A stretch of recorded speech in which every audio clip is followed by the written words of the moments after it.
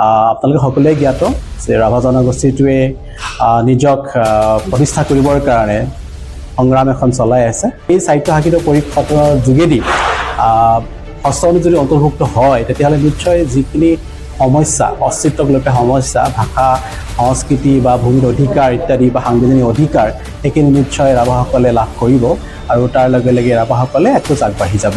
এই সাম্প্ৰতিক সময়ত জনজাতিকৰণৰ প্ৰকৃতিক লৈ পেলাই অসমত এটা পৰিৱেশৰ সৃষ্টি হৈছে আৰু সেই পৰিৱেশৰ মাজত যিসকলে জনজাতিকৰণৰ দাবী কৰি আছে সেই সংগঠনসমূহে আমাৰ CC2 অৰ্থাৎ জনজাতীয় সংগঠনসমূহৰ সমন্বয়ৰক্ষী সমিতিৰ মুখ্য আহ্বায়ক আদিত্য খাকলাৰীদেৱক আক্ৰমণ কৰাৰ কথা আমি লক্ষ্য কৰিছোঁ। তেওঁক ব্যক্তিগতভাৱে আক্ৰমণ কৰা আমি দেখিছোঁ, গতিকে সেইটো হ'ব নালাগে। আদিত্য খাকলাৰী আমাৰ জনজাতিসকলৰ এজন প্ৰতিনিধি। আহোমৰ কথা আপোনালোকে ভাবক, তেওঁলোকে যথেষ্ট এডভান্সড আৰু পপুলাছ, বাকীখিনিও পপুলাছ। এতিয়া আমি কথাটো হ'ল এনেকুৱা যে সেইসকলক যদি জনজাতিকৰণৰ এটা ষ্টেটাছ দি দিয়ে, বৰ্তমানৰ যিখিনি এক্সিষ্টিং বৰ্তমানৰ যিখিনি জনজাতি তেওঁলোকৰ ক্ষতি হ'বই। প্ৰথমে কাতি বিহুৰ শুভেচ্ছা জনালো আপোনাক আৰু ধন্যবাদ। মই এতিয়া আপোনালৈ সুধিবলৈ বিচাৰিছো যে আপুনি নিখিল ৰাভা সভাপতি ছেক্ৰেটাৰী সম্পাদক, তো কিভাৱে আপোনালোকৰ যি ৰাভা কমিউনিটিত আছে বৰ্তমান কি ধৰণৰ সমস্যা আছে, কেনেকুৱা ধৰণৰ চৰকাৰক কি আহ্বান জনাব? পোনপ্ৰথমতে মই সমূহ অসমবাসী ৰাইজক আজি কাতি বিহু যিহেতু কাতি বিহুৰ শুভেচ্ছা জ্ঞাপন কৰিছোঁ আৰু ধনতেৰাছ আৰু শুভেচ্ছা জ্ঞাপন কৰিছোঁ আৰু আহি থকা দেৱালীৰো শুভেচ্ছা জ্ঞাপন কৰিছোঁ। আপুনি প্ৰশ্ন কৰিছে ৰাভাসকলে কি ধৰণৰ সমস্যাত ভুগি আছে বা চৰকাৰৰ প্ৰতি কি আহ্বান জনাই আছে। আপোনালোকে সকলোৱে জ্ঞাত যে ৰাভা জনগোষ্ঠীটোৱে নিজক প্ৰতিষ্ঠা কৰিবৰ কাৰণে সংগ্ৰাম এখন চলাই আছে। ৰাভাসকলে ৰাভা জাতিৰ যি অস্তিত্ব তাক নিশ্চিত কৰিবৰ কাৰণে ভাৰতীয় সংবিধানৰ ষষ্ঠ অনুসূচীত অন্তৰ্ভুক্ত কৰিবৰ কাৰণে দাবী জনাই আহিছে ৰাভা সাহিত্য শাখিত পৰিষদখনক।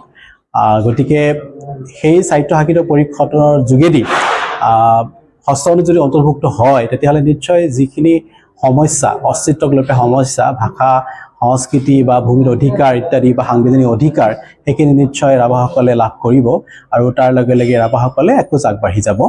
আৰু সেয়া আমি চৰকাৰৰ ওচৰত দাবী জনাই আহিছোঁ অতি শীঘ্ৰেই যাতে ৰাভা হাছং সাহিত্য শাখিত পৰিষদখনক ভাৰতীয় সংবিধানৰ ষষ্ঠ অনুযায়ী অন্তৰ্ভুক্ত কৰে। আৰু ইতিমধ্যে আলোচনা কিছু চলি আছে চৰকাৰৰ লগত। আমি কেৱল এই মুহূৰ্তত আহ্বান জনাইছোঁ সেই প্ৰক্ৰিয়া যাতে ক্ষীপ্ৰতৰ কৰে। ৰাভা অধ্যুষিত যি সীমান্তৰ অসম মেঘালয় সীমান্তৰ এলেকা আছে তাতে মেঘালয়ে প্ৰতিবাৰ গ্ৰহণ কৰে ৰাভাসকলক ভাগৱতী দিয়ে যিহেতু মাটি বাৰী খেতি পঠিয়াবলৈ, সেইটো সমস্যা কেনেকুৱা? এই মুহূৰ্তত তেনেকুৱা ইমান আগ্ৰাসন বা প্ৰেছাৰ তেনেকৈ নাই, এটা আণ্ডাৰষ্টেণ্ডিঙৰ মাজত আছে।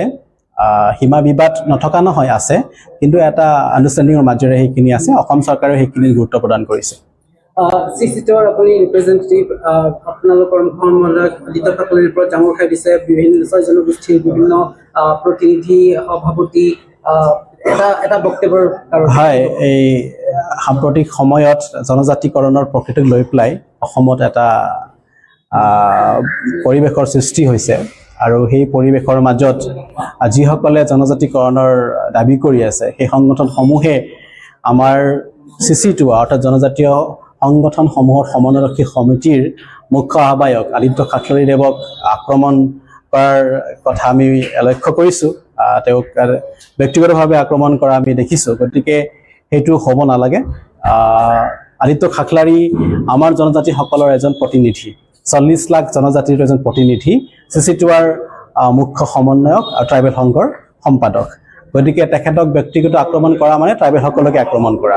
গতিকে সেইকাৰণে ক'ব খুজিছোঁ তেওঁ এজন ব্যক্তি হৈ পেলাই তেওঁ কথাখিনি উপস্থাপন কৰা নাই, তেওঁ এজন ট্ৰাইবেলৰ প্ৰতিনিধি হৈ পেলাই কথাখিনি উপস্থাপন কৰিছে। গতিকে এইখিনি যাতে ভুল নুবুজে অসমৰ ৰাইজে বা যিসকলে জনজাতিকৰণ দাবী কৰি আছে সেইসকলে যাতে ভুল নুবুজি পেলাই এটা ভুল বাৰ্তা যাতে সমাজক নিদিয়ে আমি সেইটো আহ্বান কৰিছোঁ।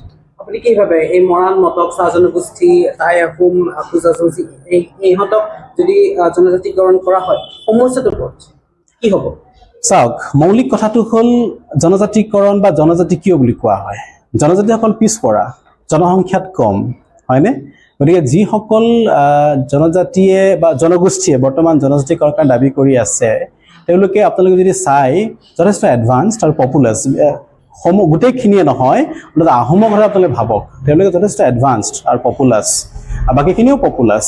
এতিয়া আমি কথাটো হ'ল এনেকুৱা যে সেইসকলক যদি জনজাতিকৰণৰ এটা ষ্টেটাছ দি দিয়ে, বৰ্তমানৰ যিখিনি এক্সিষ্টিং বৰ্তমানৰ যিখিনি জনজাতি তেওঁলোকৰ ক্ষতি হ'বই। মুখ্যমন্ত্ৰী নিজেই কৈছে ক্ষতি হ'বই। গতিকে যদি ক্ষতি হ'বই তেতিয়াহ'লে আমি কেনেকৈ সেইটো সমৰ্থন কৰিম? কাৰণ বৰ্তমানৰ যিখিনি আমাৰ জনজাতি আছে সেইসকল সংখ্যাত কম, আৰ্থসামাজিকভাৱে পিছপৰা, ৰাষ্ট্ৰীয়ভাৱে পিছপৰা। গতিকে পিছপৰা জনজাতিসকলে এটা সুবিধা লৈ পেলাই আগবাঢ়ি যোৱাৰ এটা ৰাস্তা আমাৰ বৰ্তমান আছে। যেতিয়া আকৌ সেই পপুলাছ বা এডভান্স গ্ৰুপটোৱে যেতিয়া এই সুবিধাখিনি লাভ কৰিব, সেই অধিকাৰ লাভ কৰিব, তেতিয়াহ'লে আমাৰ এই ক্ষুদ্ৰ ক্ষুদ্ৰ জাতি জনগোষ্ঠীৰ কি অৱস্থা হ'ব? গতিকে সেইখিনিৰ ক্ষতিগত নিৰ্ঘাত নিশ্চিত। গতিকে সেইটোক ভাবিয়ে বা সেইটোলৈ চায়েই চিচিটোৱা, ট্ৰাইবেল সংঘ, সকলো জনজাতীয় সংগঠনে এইটোৰ বিৰোধ কৰিছে। তথাপি তাৰ মাজতেই ধৰক যিখিনি ধৰক মৰাণ মটকৰ কথাটো আহিছে বা নামনি অসমৰ ৰাজবংশী কথা আহিছে, সেই ক্ষেত্ৰত চিচিটোৱাই সহমৰ্মিতা প্ৰকাশ কৰিছে। গতিকে এইখিনি আমাৰ আজিৰ আলোচনা এইখিনি ইয়াত ঠাই পাইছে। কথাখিনি এইখিনিয়ে আৰু।